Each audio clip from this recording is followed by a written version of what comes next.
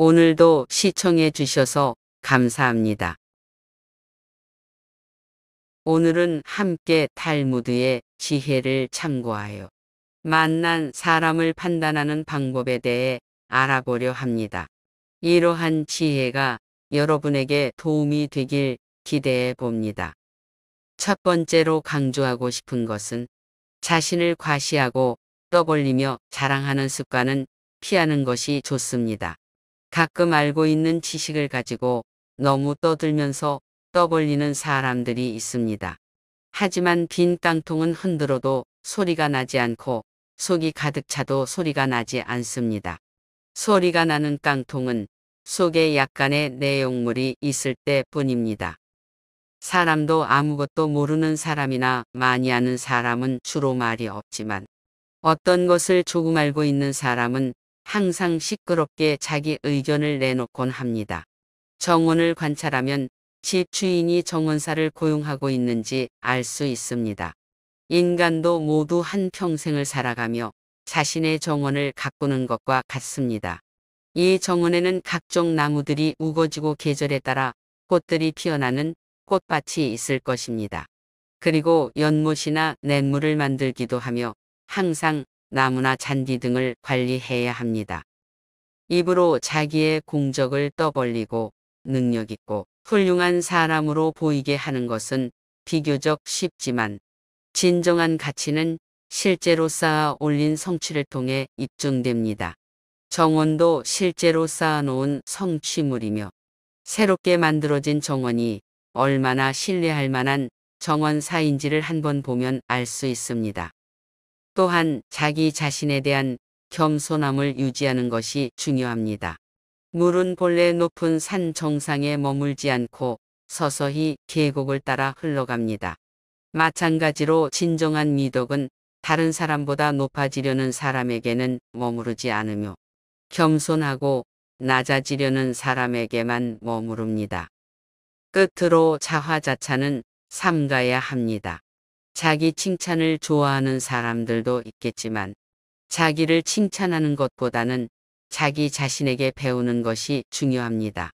인간은 스스로에게 배울 점이 많으며 뛰어난 사람은 교사로부터 받는 교육뿐만 아니라 자기 자신으로부터도 교육을 받고 있는 것입니다.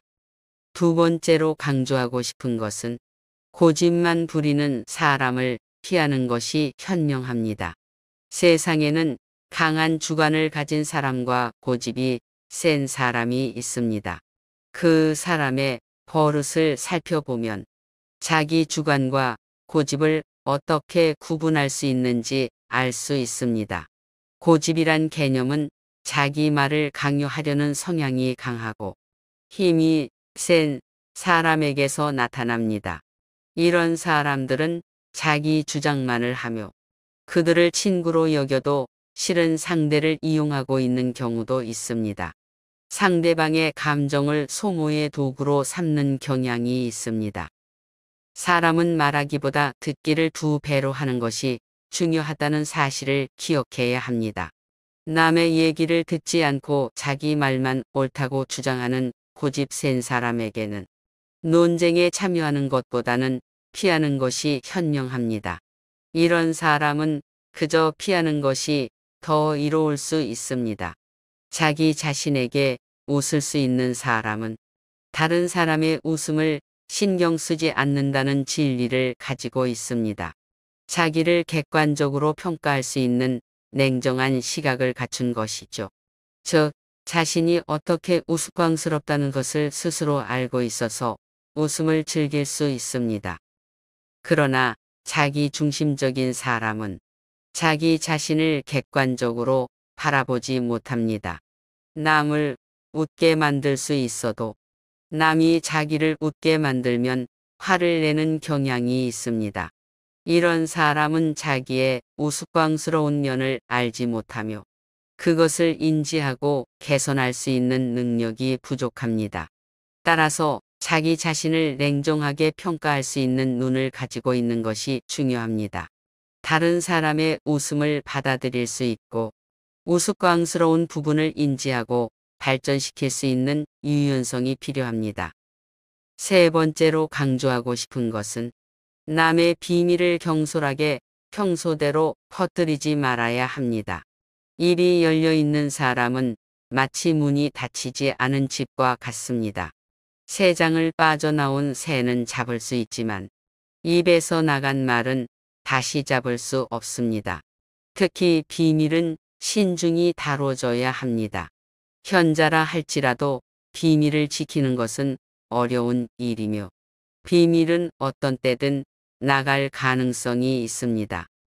따라서 다른 이야기를 듣게 된다면 그것을 깊은 바다에 묻어버린 후에는 다시 꺼내어 보지 말아야 합니다.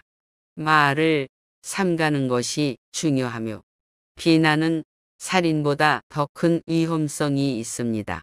살인은 한 명만 죽이지만 비난은 반드시 세 명의 인간을 파멸로 몰아넣습니다. 비난을 퍼뜨리는 사람, 비난을 받아들이는 사람, 그리고 그 화제가 되는 사람까지 세 명을 모두 피해갈 수 없게 만드는 행동입니다. 마치 물고기가 입으로 낚시 바늘을 물어 잡히듯이 우리도 입으로 인해 상처를 입을 수 있습니다.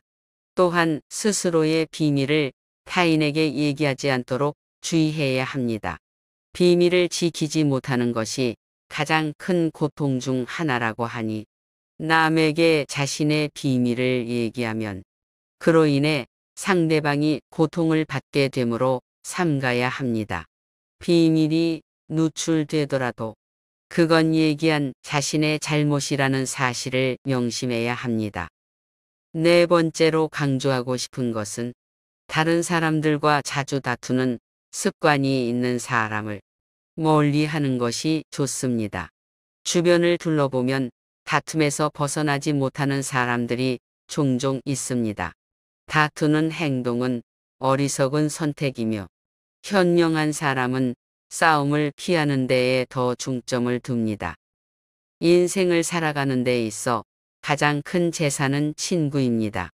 인간은 한정된 시간 동안 만날 수 있는 사람의 수가 제한되어 있기 때문에 싸움은 자신의 인간관계를 손상시키는 가장 빠른 방법 중 하나입니다. 싸움은 서로에게 이익을 주지 않을 뿐만 아니라 졸렬한 자기 주장의 결과이기도 합니다. 현명한 사람은 자기를 주장할 때 더 사리에 맞는 방식을 선택하며 감정에 휩싸여 자기 주장을 내세우려는 시도는 피합니다.